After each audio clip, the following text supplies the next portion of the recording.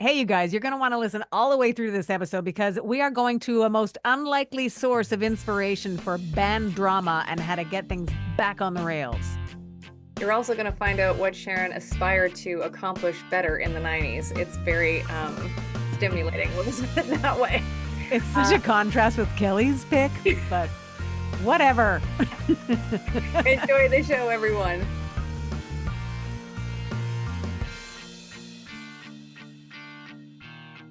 Well, hey, Kel. Oh, yeah. You and me, like old time's sake, Sharon. Like old times. Our little Adam is NA today just because he got bogged down by the job that pays him money. Yeah. So he'll join us again next show. But until that show, you've got Kelly and Sharon. We have got closure, at least some closure on one of the best buddy cop movie franchises that we'll talk about. Also, Guns N' Roses being back at it, I think will be good news for fans and could be an inspiration to maybe another band with membership drama. Kelly's trivia. We'll leave you asking more questions than answering them, I'm sure. Maybe it's just me. But your 90s rewind will feel like a summertime groove that'll take us back to 1998. Look at that shoulder shimmy. Shoulder shimmy. Yeah. Thanks to everybody who's watching us. We appreciate that. And thanks to everybody who's listening. We also appreciate that. We've got Shannon Doherty that's looking for spousal support from her ex-husband. And considering all the stuff that she's going through, I figure we should start there, Kel. Yeah. Yeah. All the stuff that she's going through, including being in stage 4 with her cancer diagnosis, right? But she's still fighting and doing her thing. But the deal with needing spousal support is the fact that she can't work because she's in treatment, obviously. So what she's looking for is, what was it, $15,343, which I appreciate. Not sure why they didn't round it up to an even number. That would be in monthly spousal support, retroactive to June 1st, legal costs, which come to around $9,100. And she says that her residual income is what she's living off of. But the fact that, a show like Charmed is not going to be streamed any longer, that'll take some earning out of her pocket. She herself says, as a result of my recurrent health issues, I have been largely unable to work and have no future employment prospects. Today, virtually all of the income I earn is residual income from work that I performed prior to marriage. So important to point that out because she was a successful earner, right? Yeah. But interestingly, while she's in this situation getting treatment and going through stuff that's not covered by insurance, she says that her ex-husband has been utilizing the airplane, spending thousands of dollars at medical spas, jewelry stores, Gucci, and on flights for his agent. Sorry, not on flights, but on flights. Yeah. So basically living life and living large. And, here she is sort of dealing with her own hand that she's been dealt and she needs some help. Like he can't be just doing what he's doing. Basically, I think some decency might work. Yeah. What do you think? And since I sent you that article, something popped up in my Instagram feed because I believe I told you I follow her and her show, like the Let's Be Clear podcast. And they'd put up a little like snippet, I guess, of her show where she talks about now, like, and it really hit me when I heard this. Like, it really, like, it was like somebody punched me in the stomach. She now, according to what I listened to from her, she has to go get a port put in Oh yeah. for the Portico. chemo. Yep. I guess to be more effective or whatever. And she started getting emotional, of course, a little bit. Like she held it together, but how do you? I don't even know. And I just felt so bad for her. Like just really bad. So she's heading into, a procedure now to get that, which to me means like things are of a more even serious tone, even if who can get more serious in stage 4 cancer, but. Well, yeah. And the benefit of the port is that you're not, looking for a vein to administer the chemo that way. This is right kind of in the main line and it's there all the time. So you're not poking around. Yeah, yeah, So it's intended to be helpful. yeah. And she said it hit her like, because I guess up to now she's been able to do things in a certain way as of, I don't know, is it 6 months? Is it like who knows the length of time? But I think it's been manageable, Mm-hmm. you know, and I think this is a now another reminder, like, oh, this is, you know, like beyond, like she already knows it's beyond serious, like, but this is like, I Mm-hmm. think a new reminder, like, now Yep. I got to go to this step, you know? Yep. So I Yeah. felt really bad for her. And yeah, and obviously, like, we don't know the whole situation, but if he can be helping and he's not, that's ridiculous. Well, what she said in that article is that although Kurt's income is substantially more than mine, he's not made any temporary spousal support payments and has made no contributions to my attorneys or accounting fees and costs since the time our divorce action was filed. Which I think like bad karma, dude. Like she's very sick. You are still earning. You could probably help. Yeah. And I don't remember, does it say in that article, Sharon, like, because they were together like at least a decade, I think, if not I longer. think so. I don't remember the I timeline on feel that. like she probably helped him, you know, before. I would bet you're right. So, and yeah, and it really sucks, but I'm not sure. Obviously, we don't have the privy to the situation with Charmed, but I would have thought like that would be a show that would be constantly streamed, unless it's been Well, pulled. I don't even know who makes those decisions. Like, does it take up that much space in the Yeah. cloud? Do you know? Yeah, Like, well, the thing too is like, you know, you and I and Adam have talked so much about the Friends show, yeah, which obviously I know is like next level successful, but Charmed was also like Charmed, like, yeah, they're constantly going to these Comic-Con things or like 90's yeah, cons and all that stuff. And like, as we've discussed, like they're, Holly's there, Shannon's there. Usually Alyssa does her own thing. Um, but there's enough interest in it that to me it should be being streamed somewhere. Like I just don't know where, yeah, like where the residuals are. Like why would they be decreasing? Because from what we understand, like for Friends, like they keep getting 20 million bucks a year. I would like to be their friend. Yeah. I would Is like to that be what in their, friendship pays nowadays, Cal? yeah, exactly. 20 million bucks. I like to be on their group chat. That's what I'd like to be on. Yes, exactly that. Yeah. Well, hopefully the karmic situation with her and her ex-husband Yeah. will, Yeah.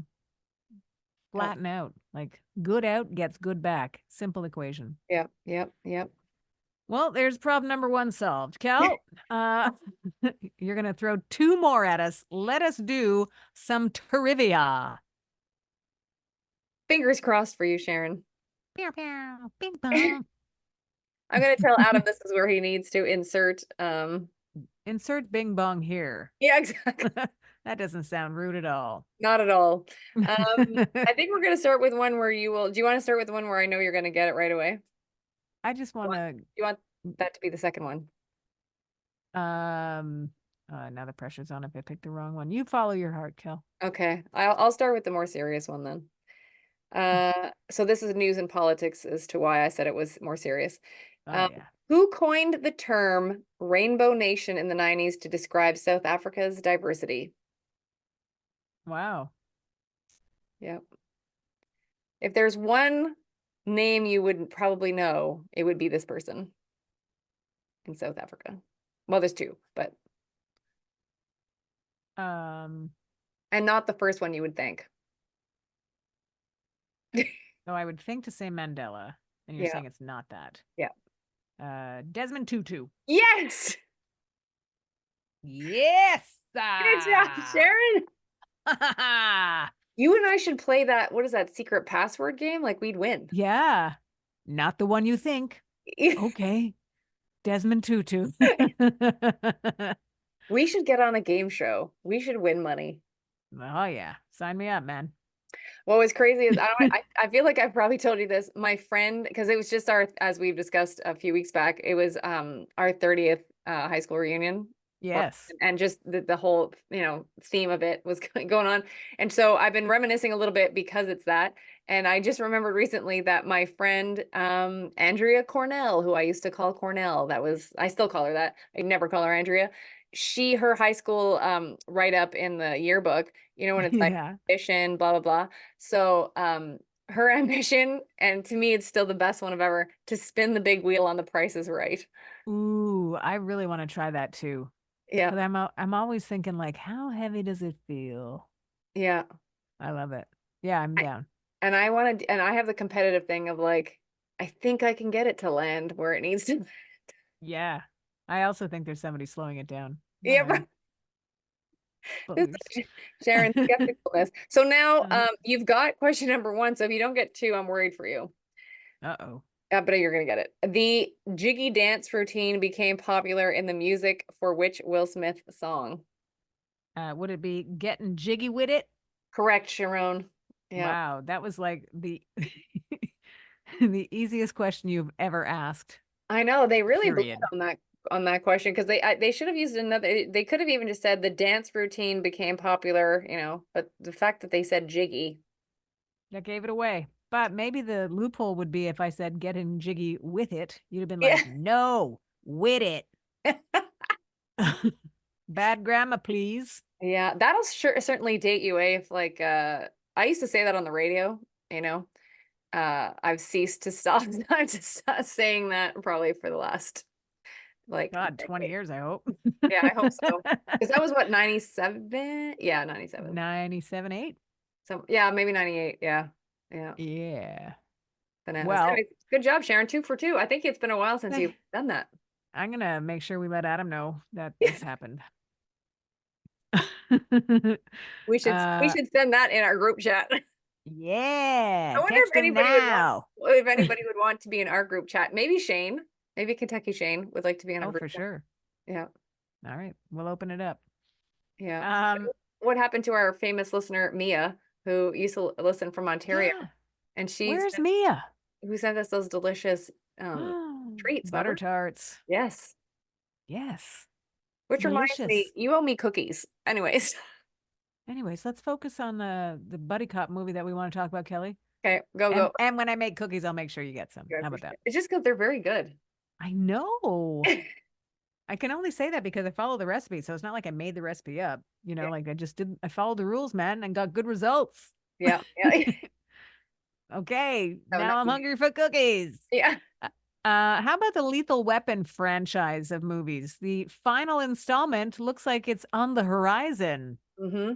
And I know you're probably thinking, but that's what they said 4 years ago or 2 years ago or whatever it was.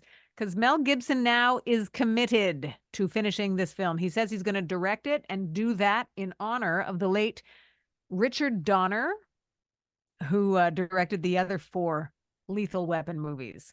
Yeah. And he's the late, right? So he was a friend of Mel Gibson's. He said, he kind of tasked me with carrying the flag home on that one. So it'll be an honor for me to do that. Yeah. He said more, Kel. Did he? He also said that they've been working with the script that Donner left behind and that they've been, quote, used what was there. And we kept kind of poking at it and working at it. I'm pretty happy with it. It's good. I had a lot of fun doing it. So that's positive. He went on to say also that it's funny, but it's pretty serious too. It tackles a couple of hard issues. I'm looking forward to it. So it sounds, it's one of those statements that sounds like there's details, but he's not saying much. It's funny. You'll laugh, you'll cry, you'll see it again. Um, but I guess the burning question beyond Mel's involvement and what's going to happen to make it, get closer to being released or filmed or whatever is that Danny Glover is also on board in the to fill in the buddy role of this buddy cop film. Yeah, and it's a couple of years since the last update, and they're chalking up delays to the shakeup at Warner. Mm-hmm. So Yeah. I really liked that franchise back in the yeah, day. same. I loved it. And yeah, I thought he was really great. But they both of them were fantastic. It was just good roles and it was funny and like, you know, like you said, it was a buddy movie, buddy cop movie, whatever, and it was good. Yeah.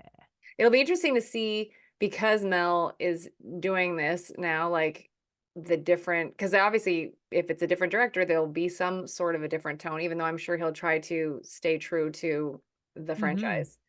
But watch all of a sudden he starts putting elements of Passion of the Christ. Oh yeah. Wrong movie. What a weird take, Mel. Yeah. Focus, Mel. Yeah. What's the one what's the Scottish one? What am I forgetting that Oh, Braveheart. everyone Maybe you'll start speaking in Scottish tongues. Yeah. Why do you have blue face paint? Yeah. Mel. Yeah, that's funny. Quick sidebar before you go on. So as we know, my better half is Irish with the accent from Ireland. Yes, And yes. she once had a manager at work say to her, "Well, I know English isn't your first language." Oh my God. She's like, in fact, it is. But Yeah, don't make me drop it on you. yeah, exactly. My goodness. I just thought that was the next level amazing. People say some stuff, man. Oh my gosh. Yeah, yeah, Funny. yeah, Oh, people. yeah, Funny. One thing we didn't, yeah, you know what? I did tease this actually, talking yeah, about band drama. yeah. The fact that Slash was recently talking about how Guns N' Roses has some shows booked for 2025, which is pretty cool. Kind of a good follow up to the fact that they are working on new music, which we talked about last show, I believe. So new music, which is the first for the band since Chinese Democracy. And I air quote band, Yeah. that album from 2008, because Slash wasn't on that one. Hmm. Guns N' Roses' last studio album with Axl, Slash, and Duff was the Spaghetti Incident from 1993. Crazy. So if it's great, the fact that they've got shows booked for 2025, I think you're locking in, man. So you're gonna happen. It's gonna be good. Yeah. Um, and I figure also that if they can pull it together, if Guns N' Roses can pull it together, make it work, then maybe Bon Jovi and Richie Sambora can make it happen too. Too much to ask? I don't know. Jo- Fingers crossed. Fingers have you crossed. watched that documentary? Not yet, but what did you say it's on though? What's it on? Disney Plus, I believe. Yeah, I don't have that. Okay. Well, it's Maybe I'll four come part. over, share. Sure. You should have come over 3 weeks ago. Yeah. You Uh, can have cookies waiting for me and I'll come over. imagine. I'll bring some I've cookies. made cookies. Are you coming over? Well, it's a really good doc. It really takes you inside, and they really documented quite a bit over the course of the last 40 years of being in Bon Jovi, which is cool because they've got a lot to look back on and they've got a lot to show and share. Mhm. But John Bon Jovi recently said that, and I quote, "It's heartbreaking that Richie left and that he did it in the way that he did. We were shocked. I miss him personally and creatively in the studio and as an integral part of the band on stage," which they focus on quite a bit in the documentary. He says, "It's 11 years now. David and Tico have seen Richie once. I've seen him twice. It's not like we haven't tried." He went on to say, "It's up to him, up to Richie Sambora to sort of, determine whether or not he wants to do it." And are we supposed to conclude that if he hasn't made an attempt that he doesn't want to? I can't believe that. I think he's a talented guy, and I think he's hopefully put to rest some of the demons that he had to. But even David Bryan, keyboard wizard, felt the same way. He said that Richie is a brother and we love him. It's up to Richie. We never shut the door on him. He just never came back to work. So anything is possible, he said. So that's a call out, you know, That like, is a total call out and pretty optimistic too. Like, yeah. here's what we think. Here's the truth. I mean, they all admit to the truth in the documentary. So Mm. That's almost like a hockey coach, like calling out in the press, like his forwards or whatever, like saying like yeah, game sucked, like they need to be like whatever. yeah, So, but it's not in possible. a I mean, it's vicious so. way. Say it again. Sorry. Not in a vicious way. Like it sounds like No, they just really want to. Sounds like they but it's want so to. much time now, right? Like it's so many years later that the band carried on. We know that. We've seen album after album and tour after tour. Like they are succeeding without but that's not the point. The point is, I mean, the fact that they're succeeding is that the the fans love the band. They love the brand of the band and Mhm, they love the band. So they love what they represent. mhm, Their music is not I don't think it's cliche. I think it's recognizable as Bon Jovi, but like they're not phoning it in, I don't think. mhm, And when it comes to a live show, their commitment to making it very good, you get some real behind the scenes looks at how the steps that they take to make sure that it's good. And they've got players in place. They've mhm. got these musicians and now members of Bon Jovi who had to step in and had to learn and had to, and they're doing great. Clearly, if they're selling that many tickets and the world knows that Richie's not there anymore and that their bass player, who had been fired but also has since passed away, they're there for the brand, Hmm. the music, the band, everything. So I think it would be cool if I think the people would freak out if Richie Sambora came back. That would sell a whole new world tour. Oh my God. Yep. That'd be huge. And that's that, Kelly. Yeah. If Guns Um, N' Roses can do it, I just feel like precisely. people. Come on. Any- Let Axel be your guide. Exactly. Did you ever think you'd say that? No. No. I love Axel and Carrie Underwood's friendship though. I think that's That's super. peculiar. Yeah. Yeah. But it's like they keep because I think it was not again like she either she invited them or he showed like they performed again. So Oh, neat. Okay. I don't think it was like recent, but I want to say in the last 2 or 3 months. Yeah. Okay. Yeah. Well, go get it, Carrie Underwood. Yeah. And come on back as we do a 90's rewind. How about this? We'll go back to around this time. So, summertime, because summer has officially started by now. Mm, Duh. We're going back to the summer of 1998. Who was near the top of the charts, Kel? Well, Jan- there was room for everybody, really. And I tried to cram as many songs as I could in this little window of time. We normally do a handful, which by my definition is five, but you can't not say things, right? So, speaking of getting jiggy with it, it's on the list, Kel. It was in the top 40 around this time in 1998. Will Smith. Now, boy bands, I mentioned those. Backstreet Boys were nearing the top with Everybody. yeah. Yeah. Backstreet's back, man. And who else? NSYNC. I Want You Back. So they had the backsides covered. Yeah. Also, Casey and JoJo. Was that not the song of the year? All My Life? Yeah. Yeah. Summer Jam That for the was slow dance? I think that was their only hit, right? I feel. I believe so. Yeah. Also, truly, madly, deeply, if you wanted to keep that makeout session going, then Savage Garden was your jam. How's it gonna be? Third Eye Blind. Oh yeah.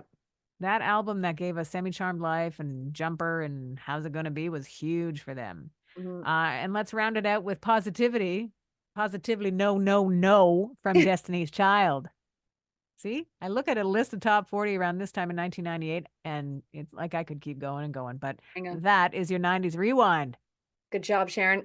Three quick Thanks, things. Kel. Number one, today as we're recording, George Michael's birthday. Yes. Yes. Love the George. Happy birthday, George. We miss you. Yeah, and if you don't follow him, and I'm speaking to the greater you right now who's listening, follow his Instagram account. I really love how they keep it active, like often. Mm-hmm. So that, it was 15 years since Michael passed away today, which is crazy, That's bonkers, man. bonkers. And then we have an audience question. So Adam's not here, but Sharon, you'll have to bring it home. Oh my goodness. You ready? So this is Yes. a question where is there something in the 90's that you wanted to accomplish and didn't? And it's something like you're like, not that you regret it, but like you wish had happened. I had a Palm Pilot in the 90's that I wanted to put to better use than I did because I think I spent a good amount of money on it Yeah. and I didn't use it enough. So this would be like pre-cell phone because then Yeah. once you get your flip phone, you just knew the future was coming and the Yeah. iPad and the iPod and the iPhones were coming. But I had Yeah. a Palm Pilot. I haven't heard those words in probably I 20 know. years. That's amazing. Other than that, I think like of a career thing and I got the job and I and I hung on to it for, 27 and a half years. So Keep going, Sharon Island.